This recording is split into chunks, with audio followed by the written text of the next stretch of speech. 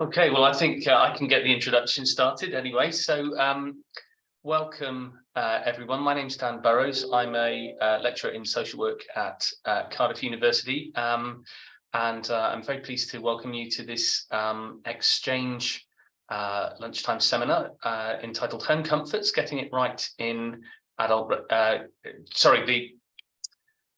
The seminar series is called Home Comforts, Getting It Right in Adult Residential Care. We're very pleased today to welcome Dr. Caroline Green, who's a researcher at King's College London, who's going to be talking to us about human rights in older people's care homes. So let me just hand over to Caroline then. Thank you.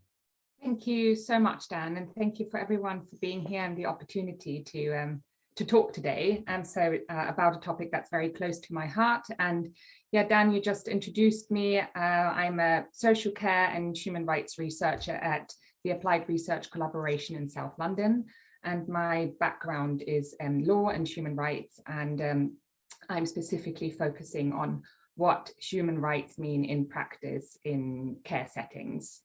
And there I've got a focus on older people, but also people who are younger people as well, as we know, just as important, and a topic that's often not spoken about as much as is necessary. So today I'm going to talk about the human rights situation of older people living in care homes, concerns and needs for action, and I'll be focusing mostly on England, but we've got some time to discuss and talk after my presentation. So if you've got any questions or so on, please put them in the chat, as Dan said. And also, if there's anything unclear during the talk, please also put it into the chat, and Dan, do flag it up to me, because it's really important that people understand that I speak clearly and so on. So if there's anything I can do to adjust, please let me know.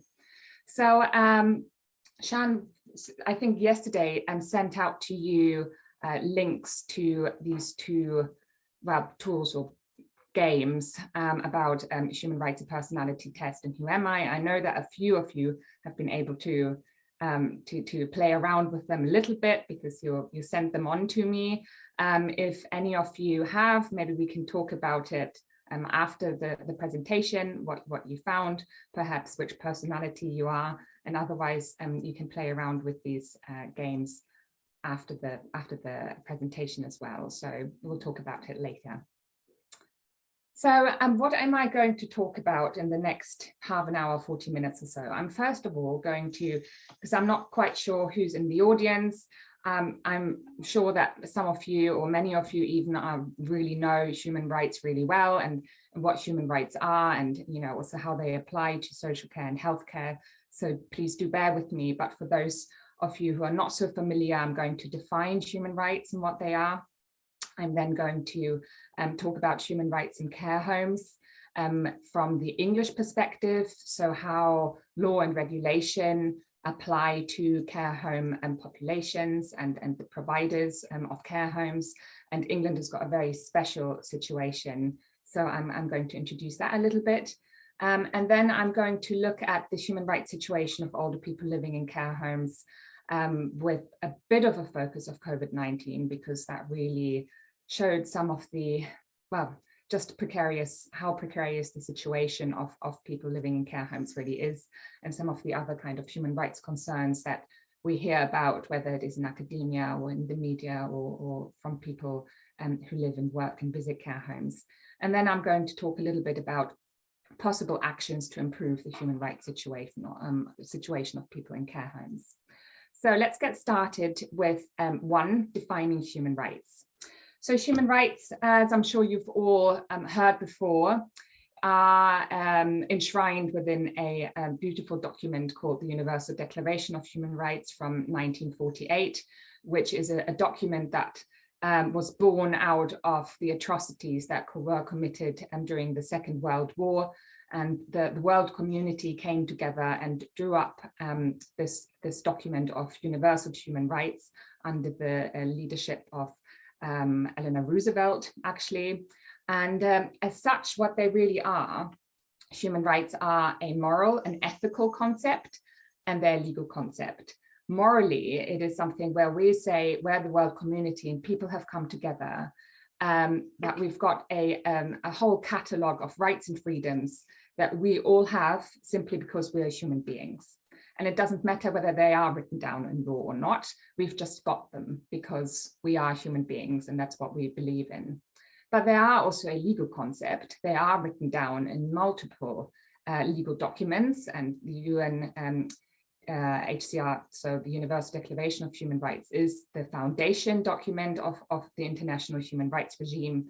And then we've got plenty of conventions, so international legal instruments like the UN Convention on the Rights of People with Disabilities. So altogether there are another 7. And then we've got regional human rights instruments like the European Convention of Human Rights, which you may have heard of before as well. And then here in England, we've got the Human Rights Act 1998, which is a cornerstone human rights and piece of law next to some others, but I'm going to talk about that a little bit later. So we've got it here as a moral and a legal concept that works together. So what are some of the examples of human rights and freedoms that we will find in these different kinds of instruments? The right to life is one of them. All human beings have got the right to life. There's a prohibition of torture or inhumane or degrading treatment. So everyone's got the right to be free from torture and inhumane degrading treatment.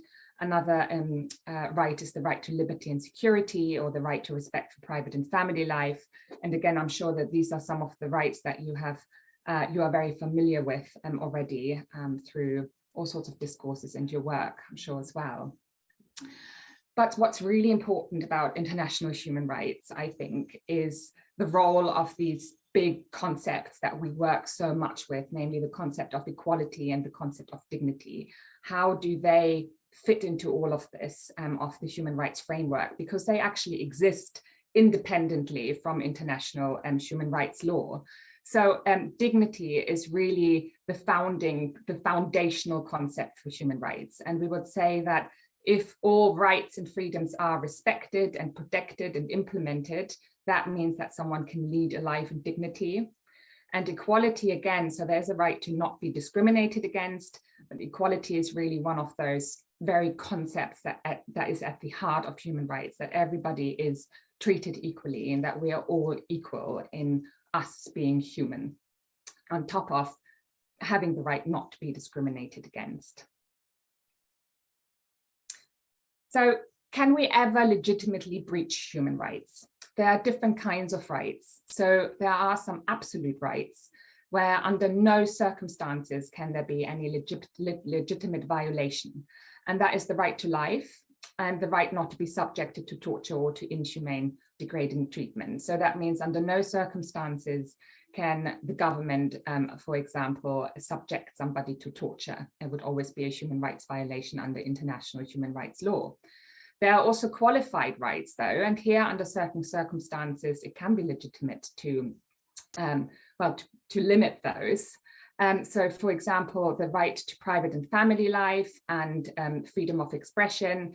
When you look at through the text, the international law, it says that there are certain conditions that need to be fulfilled. For example, there needs to be a law in place.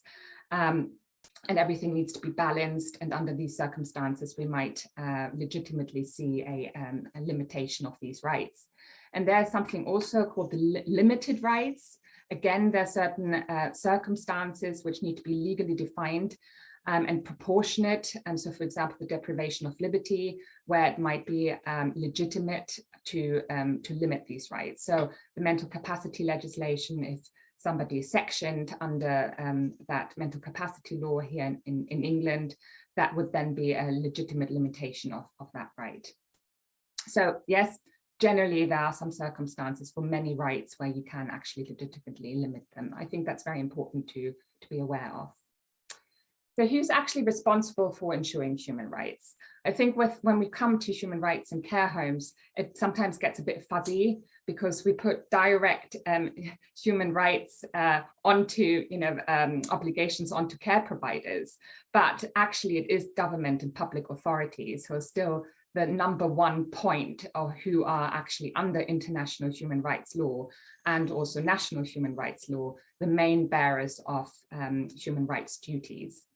So that also comes from the history. I'm not going to go into too much detail, but it was all about curtailing or giving the citizens some control over what government is doing. That was the purpose of human rights law. We now see more and more so, though, a movement to have private business owners and managers also as duty bearers under human rights law. We've now got the business and human rights and principles, which are international. They're not yet legally binding, so it's still quite soft law, as we call it. But we can see more and more this movement towards saying that also private corporations have got a lot of power. They can do a lot of damage when it comes to human rights. And so we want to see them also responsible under human rights law. And then actually, when you read through the Universal Declaration of Human Rights, there's an article that says it's also people towards each other. We've all got responsibility towards each other when it comes to human rights. If I steal something of somebody, I am breaching someone's right to their own property. And of course, we see that translated into criminal law, into regulations and policies in our country. So human rights come alive through our relationships with each other. That what I've just said, and if we wanted to delve more into the philosophical foundations of human rights, many actually consider it, whether they know it or not, are aware of it or not, they consider human rights as quite a political, very liberal concept, where we see the entitled rights holder, so the citizen who's sort of an autonomous person who can assert their rights, who know what's happening to them, against the duty bearer, so the powerful state who are trying to, curtail here, and then we'll go to court and we'll ask for our rights to be upheld. So that is, whether we're aware of it or not, that's actually quite how we consider ourselves to understand human rights, that it is this strong person who's given, empowered through human rights going to the state. And this becomes important a little bit later on in my talk, because if we think about people who live in care homes and their demography and people who work in care homes and so on, we could argue that this political liberal idea of human rights doesn't quite fit with the realities of the people who live in care homes and work in them. So there's more of a feminist thinking around, how can we fit human rights into positive relationships, rather than this like something has gone wrong and we're now going to react with human rights as the hammer. How can we, fit it more into the relationship and to the lived experience of people every day. But I'll get to that a little bit down the line. So this is a bit of an overview of human rights. I hope that that's clear and not too many questions. I'm now going into my second point around human rights in care homes. How do human rights fit with care homes in the English context? What kind of regulation, what kind of laws have we got here? So I think for this, we first I need to define what a care home is. So especially also for the purposes of this lunchtime seminar. So I understand care homes as a place in which people live continuously for long term. Some people, of course, sadly, not so long, to receive 24-hour care and support. These may be residential homes or nursing homes where you've got nursing on site. So I guess that's a pretty straightforward definition of a care home. I consider care homes mostly also as homes. And I know that there are many people who would disagree with me, but why I'm saying that care homes are people's homes, and sometimes maybe not, is because I've worked with a lot of care home residents, and they told me that it is their home. So I consider in these circumstances as a care home is a person's home. And in a legal respect, that would that would be really important. I'm not going to go into that much detail, but we might want to talk about that a little bit later. So of course, we've got different kinds of people in English care homes. We've got privately funded people who fund their care in the care home completely by themselves. And then also people who are either fully or partly funded through public and through the local authority. You will see why this is important later on. It is very important for human rights and how they apply to people. And in England, at least, care homes are mostly private. And if you remember what I just said, that actually human rights is really a matter of the government, of the state. It's the main duty bearer under international human rights law. How does that fit onto a mostly privatized market? How can they be held responsible as a provider for human rights? So let's go into that a little bit. So I mentioned that England is really quite unique when it comes to the legislative and regulatory context for human rights in care homes.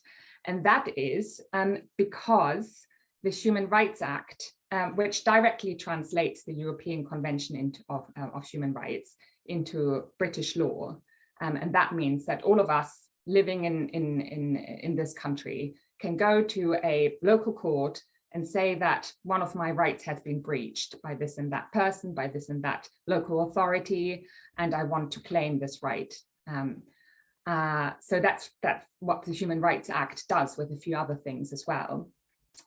And so there is a section within the Care Act that some of you may know. It's an important piece of law around social care here in England. I'm not going to go into so much detail around that, but there's one section, section 73. And within this section, it says that if a person who lives in a care home is fully or partially funded by a local authority, and they feel that their human rights has been breached while living in that care home, by that care home, even if it is a private care home, they can go to a court of law and they can make a claim under the Human Rights Act. And so we may ask ourselves, okay, how is that possible? Because a care home may be private. So how can they be held responsible under the Human Rights Act, which is really something that only applies to public authorities, to government organizations. Yeah, so no one else could go and say, oh, for example, this private business has breached my human rights, so I'm going to go and use the Human Rights Act for that. It doesn't work that way. But in the case of private care homes, it does. Yeah, and only for that group of people, though, who are fully and partially funded by the local authorities.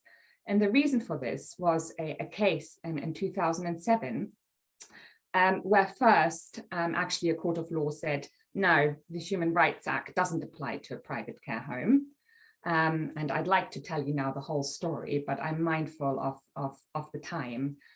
So here it was held that actually, no, private care homes does not perform a public function and therefore does not fall under the Human Rights Act.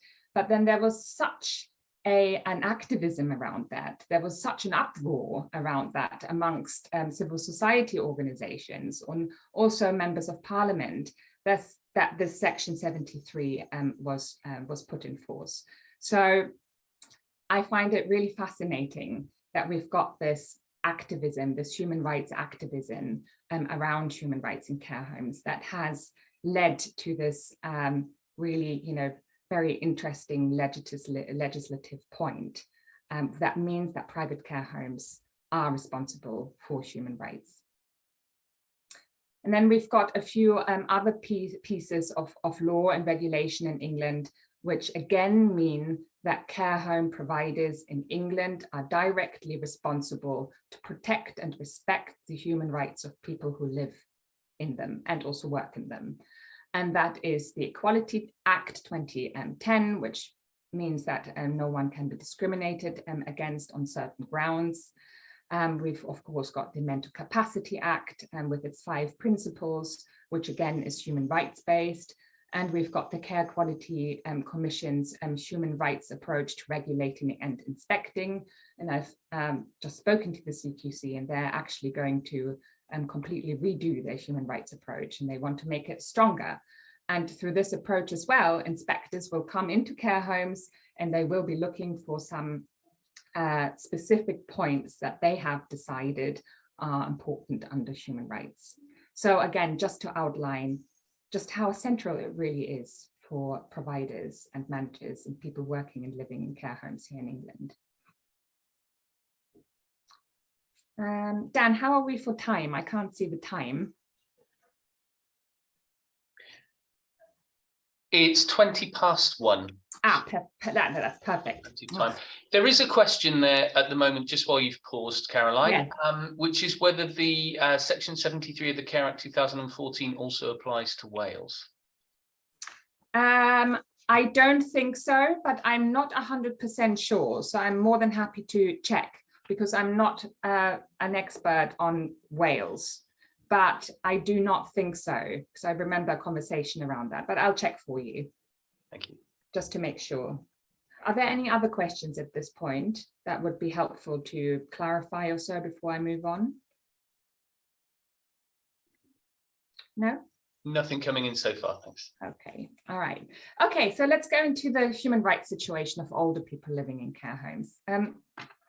I just realized that, yeah, okay, so in this slide, let's go a little bit. I already said just now, after that case in 2007, there was a movement from civil society organizations and also some members of parliament to give human rights a bigger role in care homes.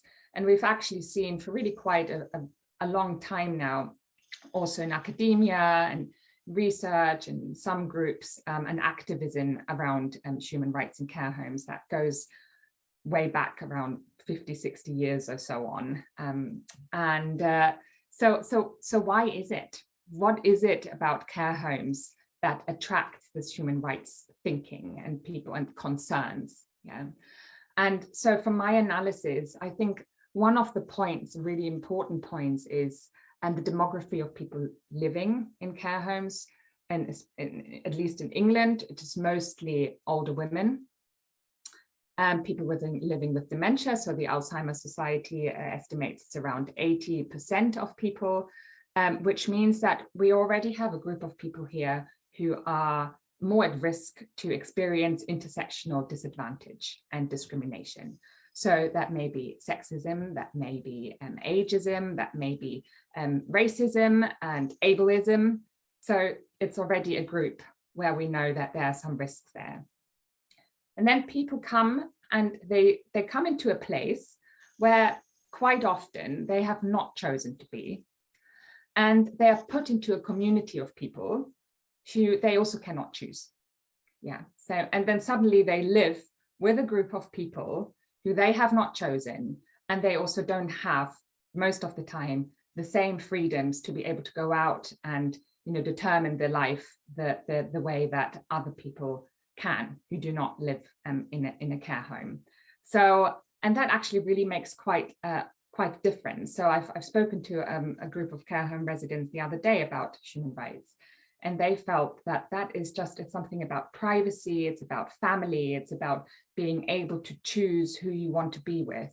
That is so important for people. And that's, you know, something that you don't get in a care home. You don't choose who you are with. Of course, we know about the strained and underpaid workforce, many with very little training, whether it is human rights training or general training.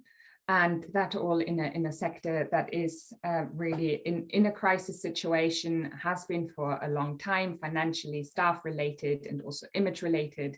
So there are factors that if you don't have enough staff to care for all the needs of the people who live in a care home, that is a breeding ground for, you know, making sure that people don't actually get the care that they need and are not treated with the dignity and equality that they deserve.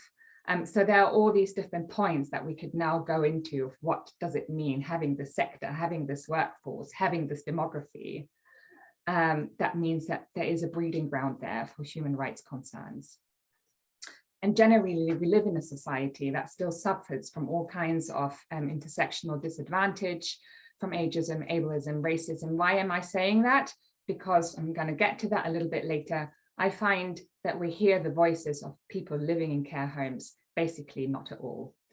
They are in care homes and we might hear the voices of relatives, people working in them, also not enough. But where are the people who live in there? Where are they in our public processes? But let me get to that a little bit later. What I also want to stress is that it's not always about human rights abuses. I've spoken to people who've said to me, they actually feel that a care home, a good care home, where, you know, nothing is ever perfect, but a good care home, they felt that rights, and that's a care home resident who said to me, and some relatives, they felt that their rights are more protected since they live in a care home, because they've now got all the amenities that they needed for their particular health condition. They had 24-hour access to care, they have support there, they have social engagement, whilst when they were living in their own homes, they didn't have any of that. They felt isolated and they felt lonely and scared and so on. So I do think it's important to stress that not all is bad. Care homes can be places in which people's rights are protected and lifted, and where people can have good, fulfilled lives. I just think that's really important to stress. So I've got here human rights concerns beyond the pandemic. I first had that slide later on, but yeah, let us go, before the pandemic hit. And of course, you all know about, some of the media programs we've had, BBC Panorama. We've just had one, and very sadly, again, a couple of weeks ago, where it was documented the abuse and neglect that care home residents have to suffer under the hands of staff. That's a big human rights concern. We've got a lot of talk around, autonomy and choice. What happens to people who move into a care home? Can they still decide within this institutional setting how they want their life to be? Can they make meaningful choices, whether it comes, whether it is about the food that they eat, to the people they want to socialize with, to the activities that they want to do and fill their lives. And here also talking about people with dementia still, just because someone is living with dementia, has got cognitive impairment, that does not mean their life stops. It's different, but still, we now know the activities that people enjoy and how we communicate and how they communicate with us. So autonomy and choice and so on, it's just as important for people with cognitive impairment for anybody else. We've got this big issue of deprivation of liberty, of course. We've got laws around that, but still, what people are deprived of liberty within care homes, and that's something that we saw during the COVID pandemic, so a big human rights concern. And then there's also, it's not just about people living in them, there are also concerns around staff who may be and often are experiencing discrimination, racism, and poor working conditions, which we're seeing now with the cost of living crisis. So there's a whole catalogue which is just sad, and I could go on of what we can talk about, but those are some of the big buckets that you may, I'm sure, have come across before. So the COVID-19 pandemic, though, really highlighted the really precarious human rights situation of people living in care homes, just how deep-seated it is, and not just in this country, but internationally. Yeah. So if we go here back to England, around 20,000 deaths of people living in care homes involving COVID-19 during the first wave of the pandemic happened in English care homes. That was around 40% of all COVID-19 related deaths in England and Wales. Yeah. And that was despite people right from the beginning, when the virus just coming up, experts saying we have to put a focus on these people. Again, I don't need to go into too much detail because you know this, we've all lived through this time. So it's just still beyond me how there was not quicker action. And we now also have evidence that looked at millions of cases, and that suggests that many of these deaths of especially older people living in care homes were preventable if we had quicker, more targeted policies here. So I think we are, we can say that policies during the COVID-19 pandemic did not protect, at least in the first waves, did not protect the lives of people living in care homes. The right to life, one of the top ones we'd be thinking of here. So very interestingly, you may have heard of the hospital to care home discharge policy, which happened also during the first wave of the pandemic here in England, where the Department of Health and Social Care told NHS hospitals to discharge people into care homes without prior testing, which meant quite likely that people went into care homes. They also then did not have to isolate within the care home, that COVID-19 was most likely brought into care homes because of that, which may have contributed to this high number of deaths. Now, this particular policy was taken to a court of law here in England, and it was claimed under the Human Rights Act that the government had violated human rights, including the right to life. Now, the courts of law, interestingly, found here that it was not in breach of human rights law because of how difficult the situation was around COVID-19, just in a nutshell. Of course, the ruling is much more complicated than that, but it did also say that the government had indeed acted in breach of some other laws because they didn't take into account all the vulnerabilities of people living in care homes. So that was an interesting case around, what do human rights actually mean also in courts of law? How far can we take it as a concept legally? Do we just want to see it as a legal concept because it may actually not fail, but it may not take us very far? So how far do we want to take human rights as a moral concept to steer us when it comes to providing care in care homes? So, and then some of the other human rights concerns that we know of course, were the severe visitor restrictions. So here the right to family and private life, which is actually still a problem at the moment, here in England at least, that some care homes shut the doors when there's a COVID-19 outbreak, even though there are now some guidelines saying you should always let somebody in. I think what this is showing, the care homes became pretty closed institutions, and we didn't really know what was happening inside them. It still sort of happens sometimes now with outbreaks. But it really also shows just some of the problems of putting human rights into practice. So I'm going to talk about that in my next slide. I just want to finish this, also go into the few points here I said. So the lack of public participation and lack of voice of people living in care homes, I think, is also one of the concerns that has really come out for me. So there was a inquiry in the Joint Committee of Human Rights, which is a parliamentary group here in Westminster, into human rights in care settings. And there were 40 different submissions, written submissions, I think even 665 by the end, and not one of them actually captured the voices of people drawing on care in care homes. And I think that's really quite something. It just shows that we do not hear people's voices. And for me, that's a big concern. And of course, there were some other human rights issues. So what can we learn from COVID-19? What can we learn when we look back at this human rights framework that is existing and that I said is so unique in the world? Well, actually, I think it shows that it's just not very strong at the moment. It was deprioritized during the COVID-19 pandemic. So for example, the CQC that is inspecting for human rights stopped all inspections during the first wave of the pandemic. So that was it. Care homes weren't inspected anymore. They became quite closed places and we didn't really know anymore what was happening in them. So there was no much use of at least that CQC framework. Another problem was that care homes, I think, they have got people working in care homes, of course, and providers and managers and staff. They've got all these competing interests, they've got competing duties, and they've got different people that they're caring for with competing rights. So I think with the visiting policy, where it was, here in England, it was guidance that developed over time. I think it's 30 different versions across 2 years. That was only guidance. So care home providers may have been told, you can open your doors to so and so many visitors.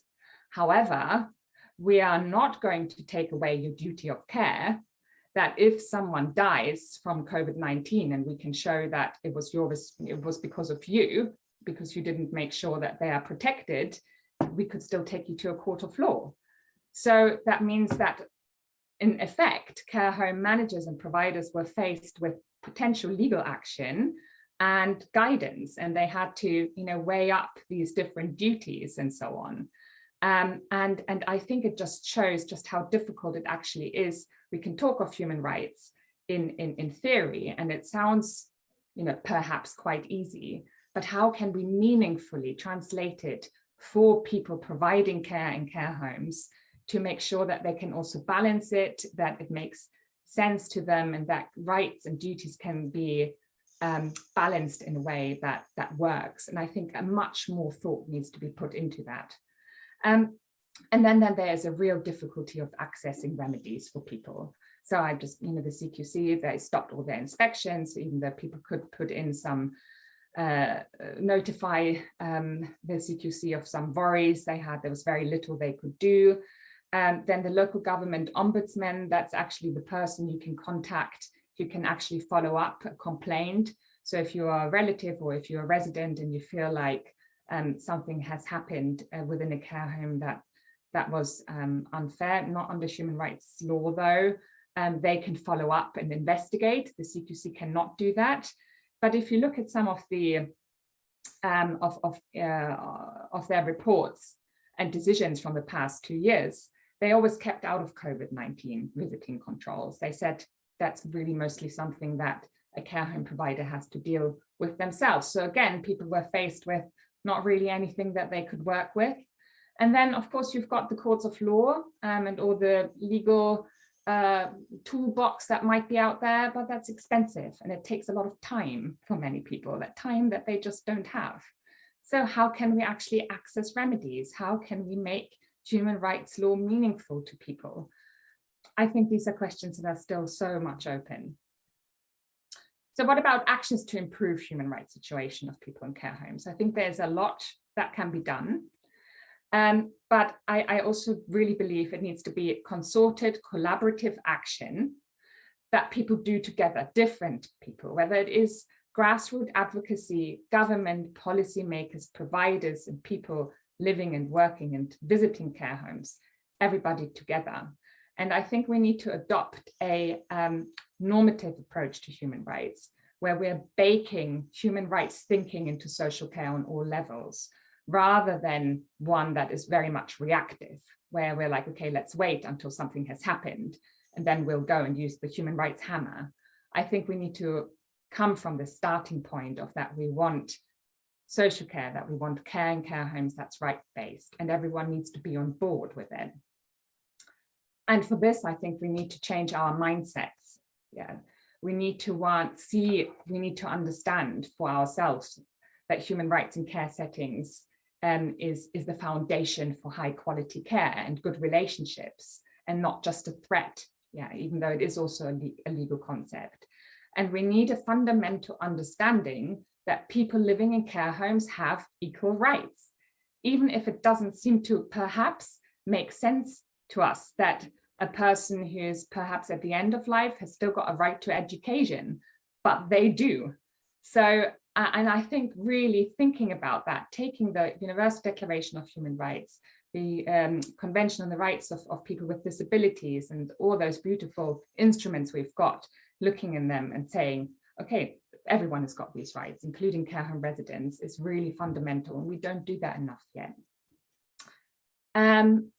I also think that we need to move away from this liberal ideal of human rights, of that's very male-centric, that is very much, the one that I introduced earlier. Where is it?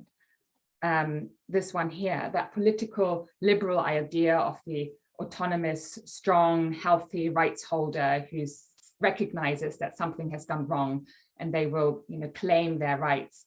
I think it's really important to move more towards a relationship-centered idea of human rights and what that means then in practical terms. One where we recognize that human rights come alive between people. So, when someone cares for somebody, that's something that does something to somebody, and it's got to do something with human rights, with dignity, with equality, and so on. And how can we translate that more into law, into policy, and into practice? So that's a bit of a, more of like a theoretical aspect of what we could do. But I think thinking about it on different levels is important. Then I think more training and human rights education for everybody, whether it is for local authorities and local commissioners here in England, whether it is for care providers and staff, it's not done enough of. And we know that also from academic evidence. I mean, training levels are quite low in the sector anyway. but human rights education is even lower, and there are only a few providers of human rights education here at the moment, so the British Institute of Human Rights, for example. But we know that training and knowledge, and actually human rights education is a human rights in itself for everybody. We've all got a right to be educated about our human rights. I think that's a really important step forward as well. I've now moved away a little bit from my presentation because I think we are probably quite close to the end, aren't we? Yeah, it's 22 now. Okay, let me just, yeah, I mean, this is what I just said, a better understanding of what human rights actually mean in practical terms and how we can translate this more into thoughtful policy making. And also practical terms. And there's some good examples. So the Joint Committee on Human Rights has just done this inquiry into human rights in care settings. The report is available. We don't have a reply yet from the government, but I think that is a good example where, you know, this thought process is being evoked and where people's voices were drawn in. We need to include the voices of people living in care homes more in whatever we do. That is also a right in itself. It's a right, they have a right to be, to social participation and to public participation. So I think it's really important, whether we're researchers or policymakers or whoever we are, to include the voices of people living in care homes is fundamental. So I'm at the end. Thank you very much. Thank you, Caroline. That was really fascinating. There's a question from Jane Spencer. She asks, what are your thoughts on the proposed Bill of Rights, which will replace the Human Rights Act? Ooh, yes, well, I think we're all hoping that that has gone away a little bit with the change in government, but then I guess we might just see a change in government again. But the Bill of Rights is just something that I personally really don't want to see. And I know all human rights advocacy groups feel the same, because what it means is essentially is, you know, the Human Rights Act gives us, it's such a valuable piece of law that actually people are using and drawing on, as, you know, if they can. Whether it is in care settings or in other settings, and it's helping us as citizens, as individuals, to claim our rights in this country. And the media purports mostly this, you know, idea of the Human Rights Act of giving human rights to groups that we or people we don't want in here. So it's very negative. But what it doesn't do is to actually show how important a piece of law it is for us. So I just want the Bill of Rights to go away. I want the Human Rights Act to stay the way it is and human rights legislation to be strengthened even more.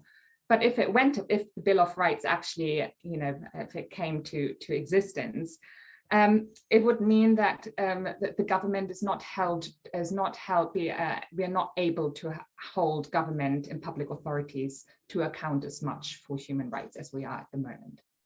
So it's scary. Thanks very much. Just a reminder, people are invited to add any questions into the chat. There's another question now coming through from Alison Tarrant, who asks, can you suggest how a shift away from the liberal concept of human rights to a more relational model might be enshrined or enabled or reflected in law? Yes, so I mean, I think, you know, we've got some really beautiful tools out there. So, for example, something by Mike Nolan and colleagues, I think he was at, who is at Sheffield University, who translated a relationship-centered approach into care practice, and using that to make the bridge that theory and practice gap. I think that's a first step. And then having more conversations around how can we translate human rights into policy making more, and actually this is something you may be interested. I'm not sure whether I'm allowed to advertise events here, Dan, but there is an event on the, I'm just going to do it, on the 28th of November.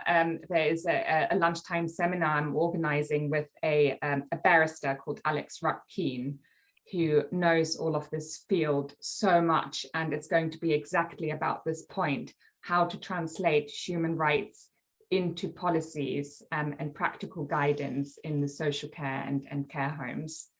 So you may be interested in this, and that's where we're going to explore that. And I think injecting that relationship-centered approach more, and there's lots of work being done there by some amazing academics, like Rosie Harding, for example, taking these voices, these thought leaders, and working with them is really important.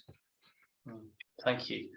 A question here from Jonathan Rattigan. Should care home residents have a right to culture, which he believes exists in Finland? Well, they've got a human right to, participate in the cultural and the social and everything that this amazing country has to offer. So absolutely. And I think, there is currently the talk of enshrining the right to have visitors in care homes more in law. So even though we've already got the right to private and family life or so, is to make that even more explicit. I don't see why we wouldn't also do that for social and cultural participation. I actually think that's a really good idea. Thank you. There's a question from Rachel Flynn, which actually is one I think Sian can answer, which is, will the recording of this webinar be made available to participants using email addresses? Sian, are you able to answer that one? Yes, I need to check that with Caroline afterwards, really. We normally put recordings onto our YouTube channel, but obviously, Caroline, we can discuss that with you afterwards to see if you're happy with that. Absolutely, I'm happy with that. Yeah. Great. Okay, so we'll do a bit of editing and it'll be on in about a week or so. So that'll be on the YouTube channel. Brilliant. Yes. Thanks very much. I'll post the address on the chat now. Great stuff. Okay. And a question from Alison Milne. In practical terms, can Caroline comment on how we improve the human rights of care home residents? How should we address the various infrastructural crises that affect care homes, such as workforce issues, and inevitably undermine human rights of residents? I think that's, of course, it's such a big task. And as you say, that we've got all of these problems that, also lead and build this ground for human rights violations to take place. But I think that we're now at a step where we really need to drill down on the conclusions of what we need more, and then take these practical steps. So, for example, more training, even though training isn't the answer to everything, I know, but already being there, training the sector more generally anyway, would be really good. I think what's also really important is to ask care home residents more what their priority areas are. And it's fascinating when you talk to care home residents of what areas they feel when it comes to human rights need to be worked on, what is important to them. So, for example, IT skills and access to laptops and the internet and computers and so on. For many, that is something, the people I've spoken to said, well, this is something I'd really like to be able to do. Now, of course, we can now talk about what about people with cognitive impairment who may be also vulnerable then, who can't do that anymore as such, or who are more vulnerable towards scams and so on. But I think we need to find practical solutions for these points, rather than right out saying, oh no, they just people who are living with dementia, they can't use the internet anymore. So I think that's a really good way in, is to actually work with care home residents and see where their priorities are, and then work from that. And at the same time, the top-down approach, where of course we need a whole new social care sector really in this country. There's so many problems, but I think what we can do, and it gives a bit of control back, I find, for a situation that seems so doomed, is to work with people who are living and working and visiting care homes more. Thank you. Nicola Evans has commented, the Older People's Commissioner for Wales has launched a new guide on older people's rights in care homes, including human rights. There's a link in the chat to that document. I guess that being Welsh-centric, it might not be something that you've seen yet, Caroline, whether you'd have any comments on it. I know that the work has been that this work is being done, and I know that there was also a piece of work around evictions, which I think is a really important human rights issue. but I haven't actually seen the report yet. So thank you so much, Nicola, for putting that in, because that will be fascinating. Caroline, I had a question. I was thinking about the concept of positive liberty. Lots of the Human Rights Act laws tend to sort of be orientated towards negative liberty, to freedom from, certain forms of interference. Do you see a more relational approach to human rights as something that would enable us to think more about positive liberty? Yes, absolutely. If we look at also a relational approach, also means we look at the individual situation, right? Every individual as they are, and also the group of people that surrounds them. So, what kind of friends and family do they have? What kind of partners they would have a look at? So there's one interesting example I remember of a person living in a care home who wanted to go on a cruise with their partner. And, the care home said, oh, well, can we do that? Can we take that risk? And they had all sorts of meetings around that. And in the end said, no, we can't take the risk of letting that resident go on the cruise. But if we'd taken a more of a relational approach here, they could have said, okay, but this is their partner. They've been with them for 50 years. They've had so many cruises, and this partner knows about the person, about the needs, and so on. So why not? How can we? So the focus would have been different of the risk assessment, if that makes sense. So I think there is potential there. Thank you. A question from Alison Tarrant again. Could you forward the details of the future seminar with Alex Ruck-Keen, please?